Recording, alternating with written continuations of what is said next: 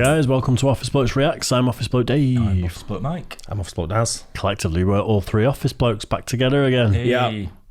Feels nice, doesn't it? Yeah, indeed. It's good. Yeah, it's good. Done a lot of comedy today, so we're lowering the tone a little bit now. We're bringing it back down. I've got a few aching cheeks and mouths and everything. So speaking of aching cheeks, why were you off? I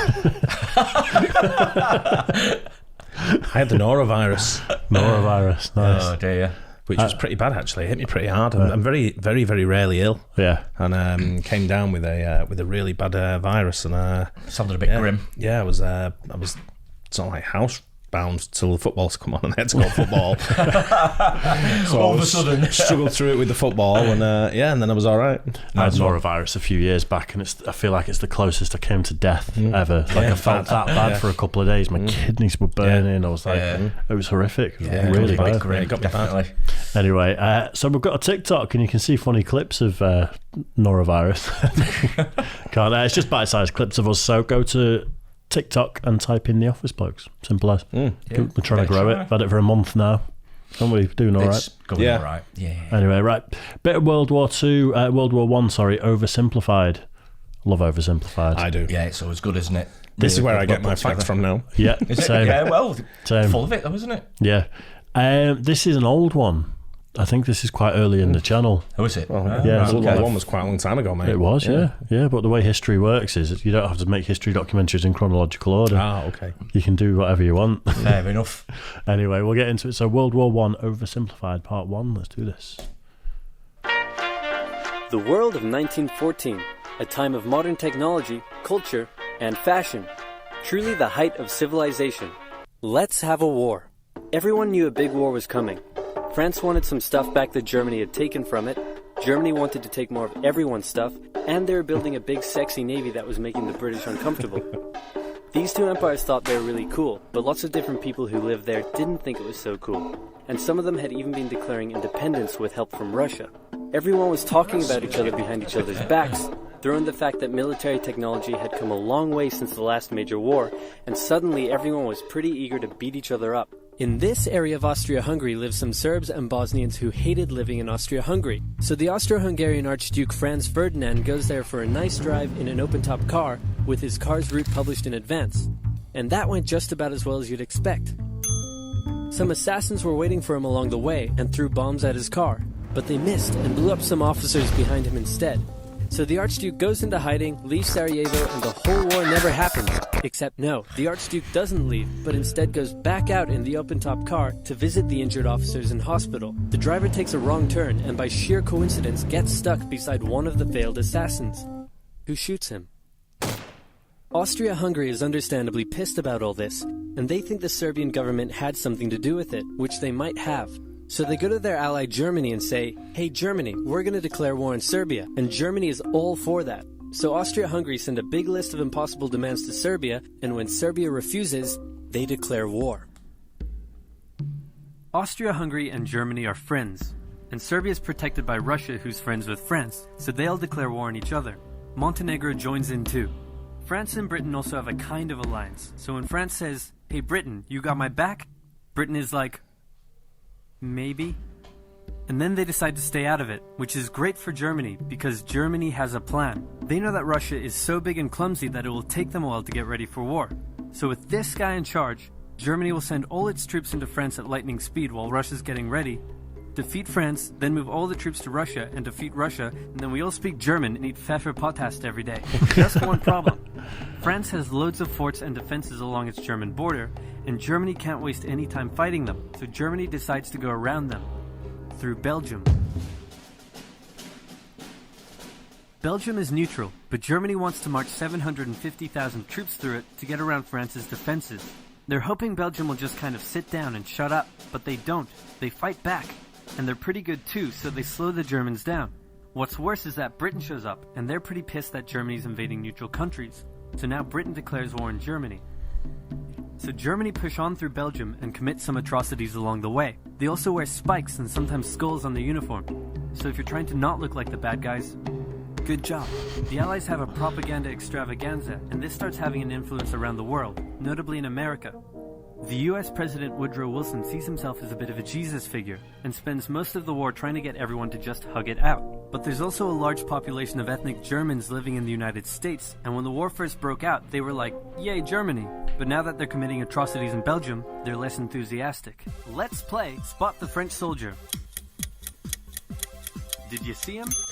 Easy, right? He's wearing a bright blue uniform with red trousers. And do you know who else spotted him easily too? The Germans. So when the French were slowly marching in columns through the countryside, the Germans easily tore them to shreds with their giant guns. All the nations involved in this war went in with an old-school war mentality, and all of them had to update their uniforms and tactics a lot during the Great War. It's mind-boggling, isn't it? It's not even that long ago. Well, it's not really, is it? Not in the grand scheme of things. Yeah. You know, Go on, sorry. I don't know anything about World War One. I know quite a bit about it, to be fair. I never studied it at school. Did you not? No. Yeah, I knew a bit about it. It looks so easy the way it started as well, doesn't it? You know, you get one guy assassinated and then it all kicks off and that's it. But there was a war in the late 1800s, wasn't there? France was involved in a war. I'm sure. Possibly. I think there's more leading up to it than just that. Oh, they will. I Be. think there's in Europe, been in Europe like over the years, hasn't there? Yeah, we had battles with France, haven't we, over the years, and what have you in Spain and what have you. But It's going off in Europe at the moment. I know. On the Polish border. I know. And I was funnily enough. Yeah, a lot of immigration trying to go off there, isn't there? No, it's that I don't know his name now. Is it Livakenko or something? I'm not sure his name. He's Belarusian president. Is it right? Litvinenko? No. Litvichenko or something like that. Isn't it? Yeah, something like that. But yeah, he's armed all the immigrants. He's brought a lot of migrants in from Africa and the Middle East, and he's armed them all and pushed them all to the border with Poland. And the Polish military are trying to deflect them at the moment. Right. Yeah, I did see a bit on the news the other day with all the barbed wire there, didn't they? Well, that's the border. They try to get through. That's right. Is someone trying to worsen the migrant situation to put an end to it? Like, is it like arm them so they go and fight and then everyone just goes right and closing the borders? Is it like an underhand? Not with Belarus. Belarus are under massive sanctions at the moment from the EU. Because of him, because he's a fucking fruitcake. Right. Yeah. Technical term. Technical term, that one, yeah. He is, didn't he? He's the one that landed. Remember the blogger? Oh, yeah. Who was on the Ryanair flight. Yeah. And was passing through Belarusian airspace. And they landed the Ryanair flight. Kidnapped him, yeah. There's always a method to the madness for these guys, isn't there? But if they've got there's more madness to method. More method, yeah. Well, if there's a lot of sanctions against him, he's probably doing something to try and get the sanctions lifted. Like saying, right, we'll stop the migrants coming through or blah, blah, blah, if you ease off the sanctions. I mean, I don't know exactly. Well, stop giving them guns if you ease the sanctions. They always have a bit of a weird idea of how they're going to get things off everyone else, don't they? Speaking of the Polish army, though, and what he's saying, when Germany were going into Poland with tanks, the Polish army were on horses and they did cavalry charges at the tanks. Yeah. So literally swords out at tanks. Yeah. And just got absolutely massacred. What, by the fish? By the fish. Tanks. No, dreadful.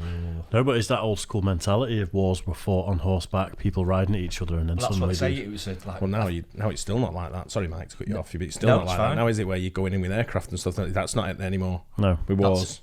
Well, they all move on. Like they're saying, this is when all the new technology, like submarines and tanks, and maybe big guns. That's where they're all coming out now. This is when the countries have them. But some of them were probably left behind because they couldn't afford like the new technology. Yep. And like I say, they're still going on horseback, aren't they, with swords? Some people just might not have had the foresight to start creating that technology as well. Yeah. Even if they could afford it, they didn't think that they needed their army to be advanced. Yeah. But there was a lot of old guys running the armies back then. It was like guys in the 70s and 80s, wasn't it, that were generals in a lot of cases. Which is probably one of the reasons why Germany thought they'd do it now, because they have the technology, I suppose, didn't they? The new weapons and new guns. So they thought it's not much different advantage. now.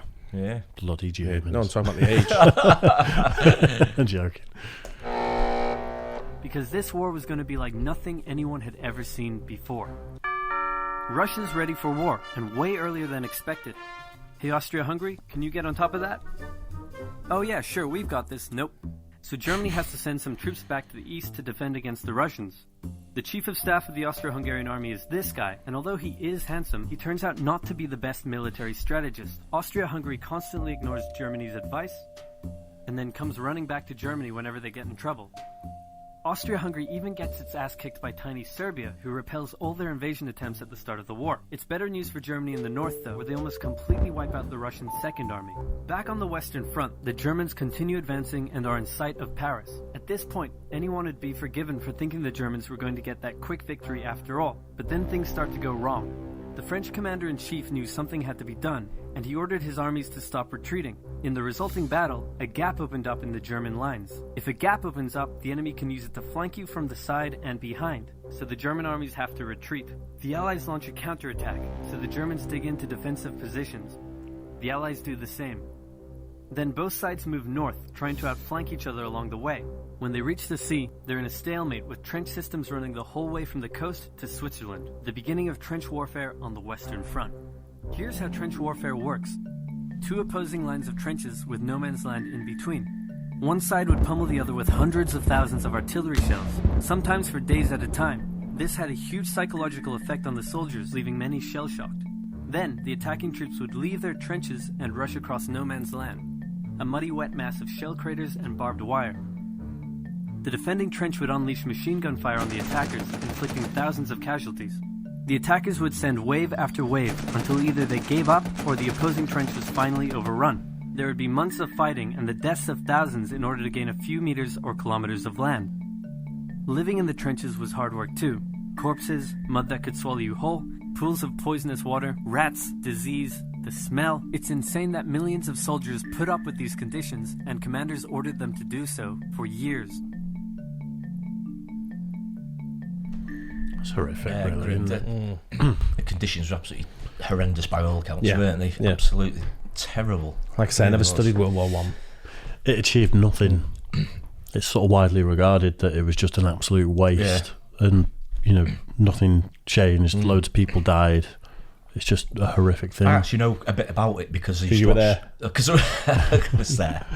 I was a bit too old to get called up at the time, but no, I actually did like a Blackadder. Blackadder Goes Forth. I don't know if you ever watched it. Yeah. That's quite educational as well. You look at something like that, you think actually they were absolutely spot on with some of the things that they pointed out. Yeah. But that was all about the futility of war and that, Blackadder Goes Forth. But it was one of the best comedies I've ever seen anyway. About such a dire subject as well. The last episode is emotional as well, isn't it? Because they go over the top. Yeah, that's right. Yeah, and that's how it ends. Yeah. But even like movies like 1917, that's a great watch for people that are into stuff like that. Oh, there's been some great movies out covering things like that. Yeah, definitely. And like I said on previous videos, They Shall Not Grow Old, the Peter Jackson thing, that's all about the First World War, and that's just, you watch that and you actually, because it's in colour and people are talking, you get a little, it's a bit more personal than this old black and white footage of stuff going on, and it makes you, I mean, we all know it's horrific, but it kind of drives it home a little bit more when you're seeing it. I bet, yeah. But it's, that was a good one again. Yeah, always good. Oversimplified. Yeah, absolutely, brilliant. The best, I think, at the covering things like this, topics like this. Well, I'm yet to see anything that compares with it anyway. Absolutely, couldn't agree more. When my kids are old enough to be studying history, and I'm sure they still do World War One and World War Two in schools and stuff, I'm going to get them on this. I'm not sure they do World War One anymore. I think. No, I think. Did you do World War One at school? Yeah, I did 1 and 2. See, we didn't do World War One. I think we did. We only did 2.